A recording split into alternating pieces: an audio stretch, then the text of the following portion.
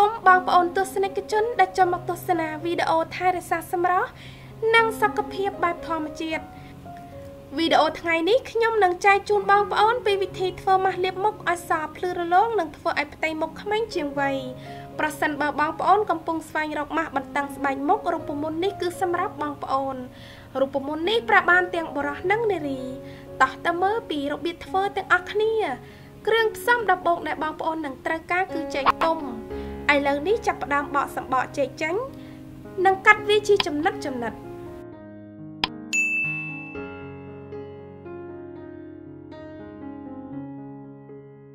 រួចហើយកិនឲ្យម៉ត់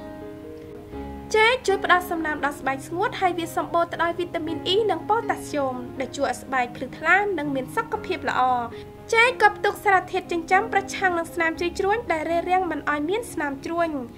ចំណែកឯគ្រឿងផ្សំដ៏ល្អបំផុតមួយទៀតដែលពោរពេញទៅដោយសារធាតុប្រឆាំងអុកស៊ីតកម្មគឺទឹកឃ្មុំហើយយើងនឹងត្រូវការទឹកឃ្មុំ1ស្លាបព្រាបាយ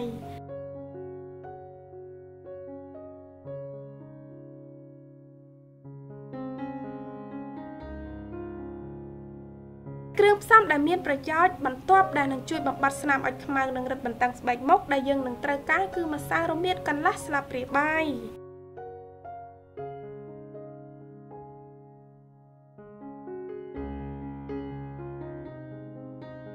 គ្រឿងផ្សំចុងក្រោយដែលធ្វើឲ្យស្បែករបស់បងប្អូនសភ្លឺថ្លាគឺទឹកក្រូចឆ្មាហើយយើងត្រូវការទឹកក្រូចឆ្មា1ស្លាបព្រាបាយ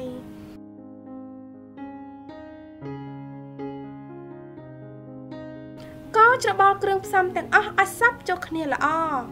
រូបមន្តនេះផ្ទុកទៅដោយសារធាតុប្រឆាំងអុកស៊ីតកម្មនិងសារធាតុចិញ្ចឹមជាមួយផ្លែឈើដែលប្រឆាំងនឹងភាពចាស់ដ៏ល្អបំផុតដែលវាអាចបង្កើត collagen នៅលើផ្ទៃមុខរបស់បងប្អូនតាមរយៈការជំរុញការផលិត collagen សូមលាបម៉ាស់នេះនៅលើផ្ទៃមុខដែលបានលាងសម្អាតរួចបន្ទាប់ពីលាបរួចរាល់ហើយសូមទុកចោលនៅលើផ្ទៃមុខរយៈពេល20ទៅ25នាទីលាងជម្រះចេញជាមួយទឹកក្តៅអ៊ុនៗលាបឡេផ្ដល់សំណើមដែលបងប្អូនប្រើជារៀងរាល់ថ្ងៃសូមប្រើរូបមន្តនេះ3ទៅ4ដងក្នុងមួយសប្តាហ៍បងប្អូននឹងឃើញភាពខុសប្លែកគ្នាយ៉ាងពិតប្រាកដសង្ឃឹមថាបងប្អូនជឿចិត្តវីដេអូនេះប្រសិនបើបងប្អូនយល់ថាវីដេអូនេះមានអត្ថប្រយោជន៍សូមជួយចុច like ចុច share និងចុច subscribe YouTube Channel របស់នាងខ្ញុំផងណាសូមអរគុណបងប្អូនដែលបានទស្សនាវីដេអូរបស់ខ្ញុំតាំងពីដើមរហូតដល់ចប់ខ្ញុំនឹងជួបបងប្អូននៅវីដេអូបន្ទាប់ទៀតសូមជម្រាបលាបាយបាយ